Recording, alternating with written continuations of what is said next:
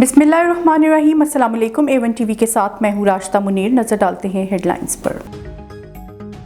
Petrol 5 रुपये सस्ता 267 रुपये फी लीटर हो गया। हाई स्पीड डीजल की कीमत 280 रुपये फी लीटर बरकरार।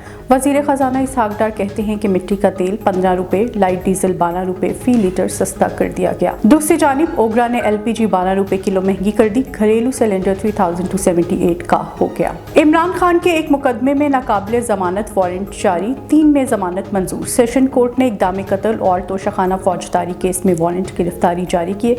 इस्लामाबाद हाई कोर्ट में दहशतगर्दी दफात हज़फ करने से मुतल्लिक दरख्वास्त में जमानत मंजूर। इंसदादी दहशतगर्दी अदालत ने भी इमरान खान की जमानत मंजूर कर ली।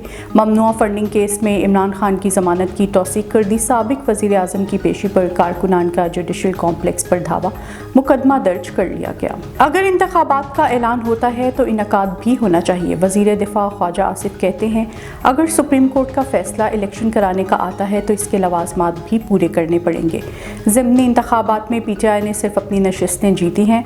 इमरान खान का ये हाल है कि अदालतों पर हमले करते हैं। कानून इजाज़त देगा तो इमरान खान को गिरफ्तार किया जाएगा। बिस्मा मारूफ कौमी विमेन टीम की क़यादत से दस्तबरदार हो गई। Chairman PCB management committee Najam Sethi ने बिस्मा मारूफ का इस्तीफ़ा मंजूर कर लिया। नजम सेठी ने कहा कि बिस्मा मारूफ पाकिस्तान का फ़ख्र है। खुशी की बात है कि वो पाकिस्तान के लिए खेलती रहेंगी। A1 टीवी से फिल वक्त इतना ही। मज़ीद बाखबर रहने के लिए देखते रहिए A1 टीवी। A1 टीवी, सब पे नजर, अंदर की खबर।